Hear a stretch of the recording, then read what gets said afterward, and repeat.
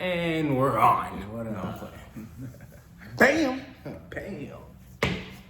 We are DV, and today is motherfucking Tuesday, March, or is April 1st? It's April 1st.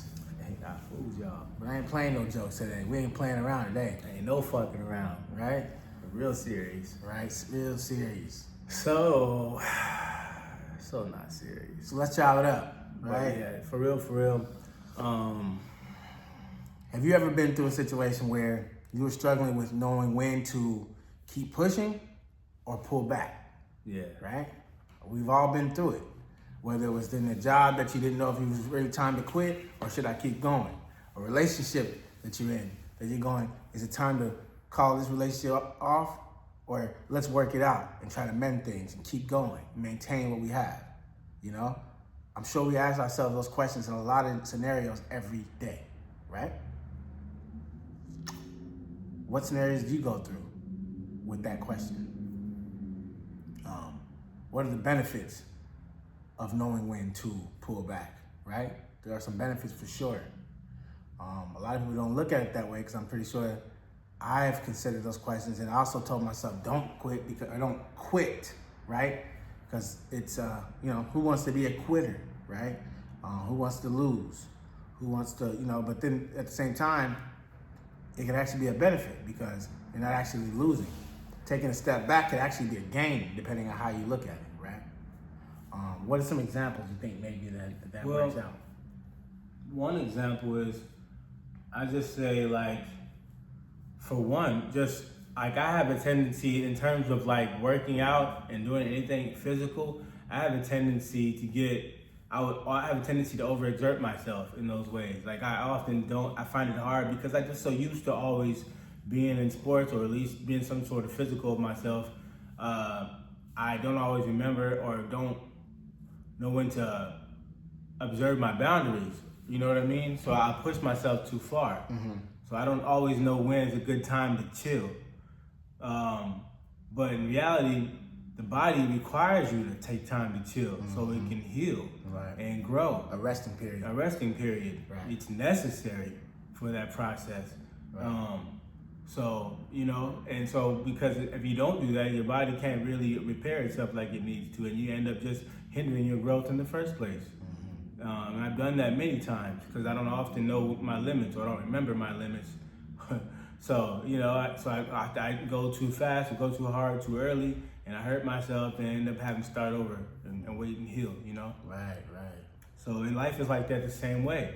When there's new things that you're doing, you have to try to pace yourself, because I learned that also from when I used to be a personal trainer, and I would work. A lot of my clients were clients that were in their 50s and stuff, and or older, sometimes older. And when I first started, I had a tendency to push them too hard too early, and I started to realize it was almost pushing them away. It was too intense. You know what I mean? Because I should have taken time to see where they were first, like an assessment, then slowly helped them gain more. You know what I mean? As opposed to I would start them off with fucking 6 laps or something, thinking that was enough. That was just lightweight exercise. But I didn't keep in mind that, first of all, everybody's starting points are different, and their in shape level is different. So I started to learn that the best way to do it is assessment first, and then slowly guide yourself to do more with things. That way you don't get overwhelmed. Right. You see what I'm saying? You can still maintain clarity of the situation and control the situation when you start it that way. Right. At least for me, you know what I mean? Right. Yeah, it's a good point. Yeah, I've got so many personal situations where that has benefited me, where I pulled back as opposed to kept going. I can say just a real quick one. I may have or may not have spoken about this before, but in a relationship, right, romantically, where me and the girl, we were having our issues and continue to keep having issues, as you have with any relationship.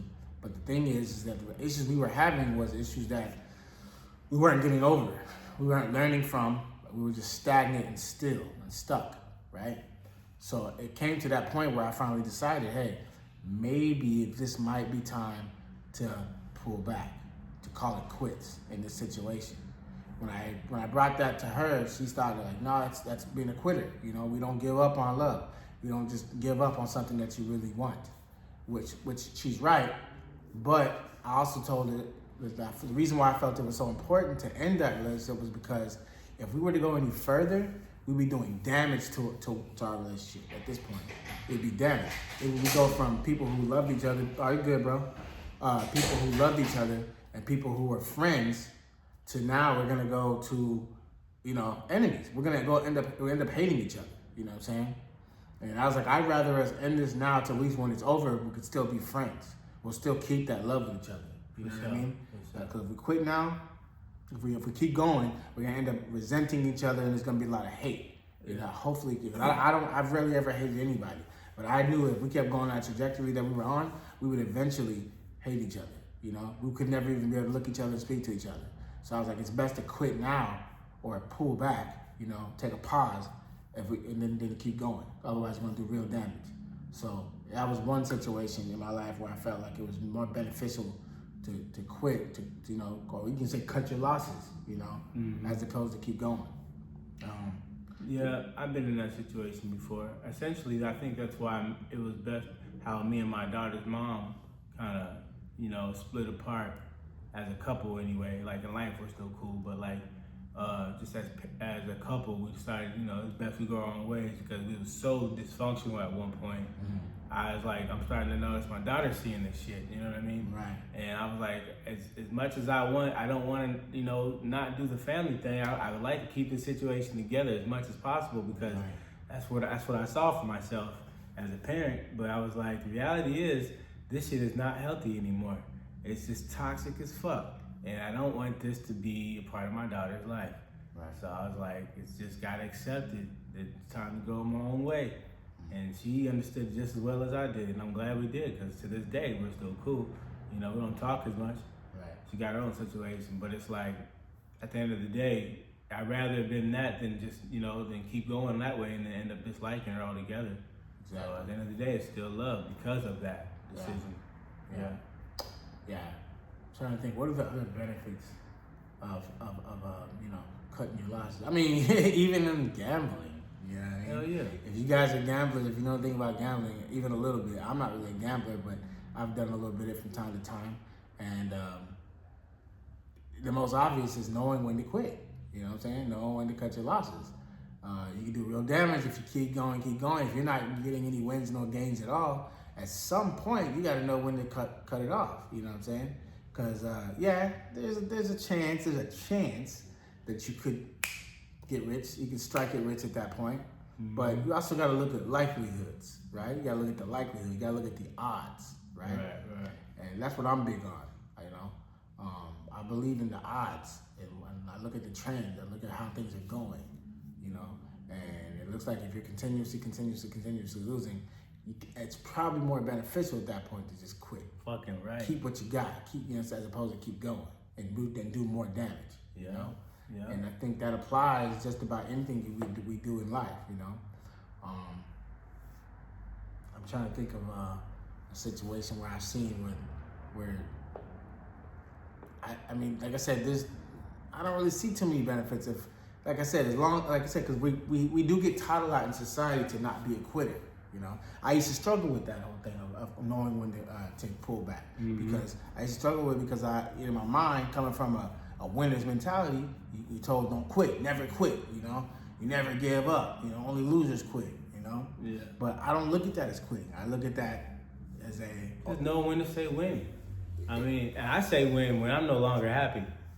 If I'm not happy, that's where I draw the line. It's nothing worth just living on this life being unhappy. It's just not worth it. Because you already don't know when you're going to leave this motherfucker. You don't have no promises to you.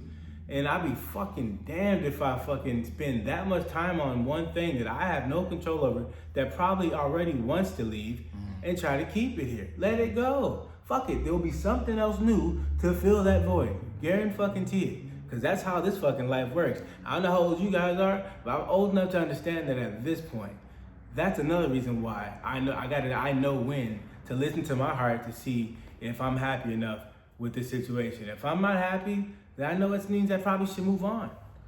No matter how painful it is to let go. Because the only reason why you're holding on anyway is because you're just scared of what's going to come next. Right. That's the only reason why you're holding on anyway. Or scared that nothing next will come Nothing next will come. But the reality is there's always something that's going to come next. Right. You know? Yeah. We all know that as adults anyway, shit. Oh yeah, I had a great example like today. Fuck it. Today with a job. I had a job interview today, right? And I already had this feeling that just based on the conversation I had on the phone, it kind of seemed like they were careless about it. Like they weren't too enthused about even doing the interview, which is weird because they called me to do the interview. The job paid a little less than I wanted it to pay, but the benefit was it's literally a 5-minute walk up the street from where I live, right here in Long Beach. So I thought that might be beneficial, even though the money's a little less. So I figured, let's try it out. You know, I thought this might be a win, but I was still very wary about it the whole time. Finally, you know, time gets set up today at 11 o'clock. I get up to go up to him for interview. I show up about 15 minutes early, show up to the interview, and I tell the front desk lady, the lady at the front desk, hey, I'm here to see so-and-so. My appointment is at 11 o'clock to do an interview with her. And they also thought it was very weird. They wanted me to fill out an application, like a physical application, which is so weird because I haven't done that forever. It's weird that they even asked me to do that. They still do though. Yeah, but it's not. I don't think it's as common as it used to be though. Really for sure, not. you know. Which, like I said, it's still kind of weird to me. Yeah. But anyhow, it threw me off a little bit. But I did it. But I was already feeling kind of weird about it anyway, just because of the way we're acting. So when I get there, I tell her what time I'm there to do it, and the lady says, "Oh, well, I thought that was supposed to be last Friday. You were supposed to be here last Friday." I said, "No, this is just a couple of days ago. This is just a couple of days ago that we already set the interview up, so it couldn't have been for last Friday." I'm thinking in my head, I didn't say that to her, but already that was weird, you know. So it tells me right there, they're already so unprofessional. They don't even have their whole scheduling together, you know, what you thought it was supposed to be, you know. So that kind of threw me off right there too. That was giving me red flags. And so the whole time I'm already thinking, I'm sitting down trying to think, you know, this would be kind of cool to have a job so close to the house, but at the same time, the money's less. And now it sounds like these people aren't very, you know, they're not inviting. You know what I mean? The front desk lady, she's looking me up and down like I'm getting on her nerves just talking to her, you know? So these are all the red flags that already pop in my head. So I'm thinking, you know, as a person with a winner's mentality and success mentality, I'm thinking, no, just keep pushing through, keep going, right? You don't quit, just keep going. Let's see this through.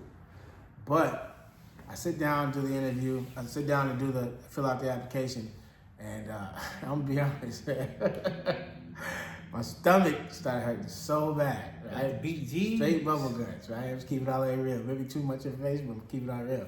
You know, I'm just like, I'm trying to see it through, like, I just ignore it. I asked to use the bathroom. She said, there's a bathroom on the right and a bathroom on the left. So where the bathroom at? Right. Where the bathroom at? Get them down. Get them down. Right? That's how I'm feeling at that point. Oh my God. Soul flame type stuff. And I run to the right bathroom, try to stay calm. That one's locked. Someone's in there. I go to the left bathroom. Somebody's in that one. Wait out about 5 minutes, try it again. Somebody's still in there. At this point, I'm like, I don't think I can hold it. I walk around trying to stay calm, go drink some water, try to walk around. All the while, I'm supposed to be filling out this application before this lady comes down to do the interview. I'm thinking, man, I don't think I'm gonna be able to concentrate and even speak to this lady by the time she gets down here. Well, I'm gonna fuck around and shit on myself. I'm gonna keep it all the way real. I was like, what do I do? Do I fill out this application for this job that seems like they barely even want me here? I would hate to sit here and fill this out and they tell me, well, we already filled it anyway. Or you were supposed to be here last week, for a misunderstanding that really wasn't true. The whole time I'm feeling it really anyway. So, you know, I just said, you know what? I took that application, said I'll be right back, walked up out of there, never came back. And rushed in my car, got home and did my business. And you know what? The point I'm trying to make is, I struggled in my head, do I stay and maybe get a job that may not be for me anyway, hopefully I get a job that's for me, or do I quit right now, cut my losses, stop where I'm at, and just pull out and trust that there's something better for me later, which is what I did. As I get home, guess what happens? An hour later, I get a phone call and an email from a company offering me an interview for a job that paid way more and that was more fitting for me as a person who's really into like, you know, social work and helping people and things like that. It's basically a social work type position here in LA. And so that's what happened. So, you know, as far as I'm concerned, I got the job, you know, already. But yeah, I got set up an interview. So that's what I'm saying. I trusted myself to say, pull out, you know, don't continue. You probably benefit more if you let go of this right now and pull out. So that's what I did. And that was another good example of listening to, you know, listening to your intuition and knowing when to pull back and not continue. Because I could have continued, wasted all that time, and maybe possibly took a shit on myself. You know, that could have got ugly too.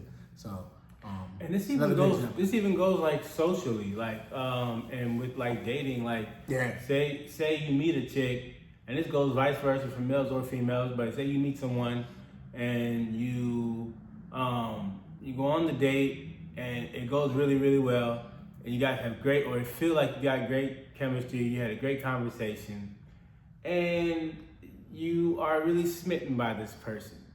You get home, you text them, you say, thanks for the night. It was a great conversation that we had. I feel like we connected. Bam, leave it at that, right? That's what I would do.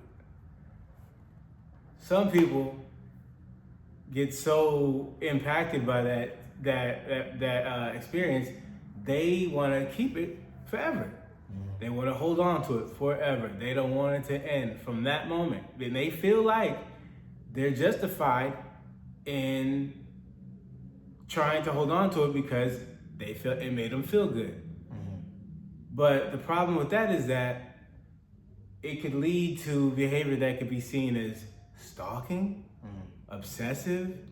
And what I mean is, I don't even mean that from a judgmental place. Like, I could see why a person, because, okay, so let me finish what I was saying. So like, say after that experience, you start texting, hey, that was cool, man. You know what? I was thinking about something else. Bam, send another text. You're sitting there watching TV, chilling. You know, you watch TV, bam, you text, you know, I was just watching a TV show, remind me of you, something. Say you do this all throughout the day. Say you send about 50 of those and didn't even realize it because you really like this person, you know, and you're just trying to let them know, you're trying to have a conversation again on the phone. But what if they get all those texts that day and that is perceived? What the fuck, man? They could be brushing their teeth, they could be with their kid, they could be doing laundry, they could be at school, and they just beep, beep, beep, beep, beep, beep, constantly text from your ass, and people gonna be looking at them like, why are you blowing this person up? Right. See, the perception thing, you gotta remember it. You know, everybody, just because you feel so strongly doesn't mean you need to go all the way out and text the fuck out of them. Right. Boundaries, that's what I mean. That is a time to pull back. You should have pulled back after the first text and let that night breathe, if you ask me. Right. But some people don't know when to do that. And it's nothing necessarily wrong with it, except for the fact that it could come off very obsessive and almost like you just don't realize or can't read the signs, you know, like boundaries, chill a little bit. Right. Don't bombard them with all your love, you know what I mean? So knowing when to pull back. When to pull back. So how do you do that? Like you said, read the room, read the sign, and just let it breathe a little bit. You ain't gotta tell them everything about yourself on the first time. Yeah. You ain't gotta tell motherfuckers everything about you. No matter how much you want them to know about you, let that motherfucker earn the right to know you. That's when you pull back. Let them get to know you. Let them earn that. You know what I mean? They may not even deserve to get to know you like that. That's why you gotta chill and fall back. You know what I'm saying? Right. Cause I made that mistake when I was younger. Shit, I made it plenty of time with women that I liked. Emotionally, I was, you know, cause I put myself out there. Stalker. It is what it. I didn't say I did all that. I'm just saying in terms of being too open. I should have pulled back. Yeah. But you know, just fucking pour it all out there because it's how I feel. You know, that's what I believe in. Now, in terms of that, like I ain't really never got into all that because that don't do nothing for me.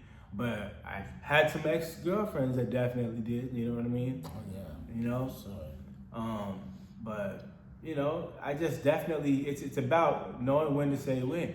And usually you can tell by the other person's experience, their not experience, but their expressions or their reactions to it. You know what I mean? Like, because otherwise you're just going to be out here looking straight psycho. Know when to pull back in relationships. I just want to say that one more time. You know, or dating. So yeah, knowing when to pull back and the benefits that come with pulling back, as opposed to keep going, right? it's not always a loss. It's not always considered quitting. You know, it can be a beneficial thing for sure. But knowing when to pull back can save your ass in a lot of different ways. Oh yeah. It gives you time to assess things. You know, that's why it's important. So that's the good part. You know, and the bad side of it is not doing that. You could add insult to injury in a lot of different ways. Physically, verbally, emotionally. So yeah, and this all comes back down to balance, baby. As always. And you want that balance. Why? Because you love yourself. Because you deserve it.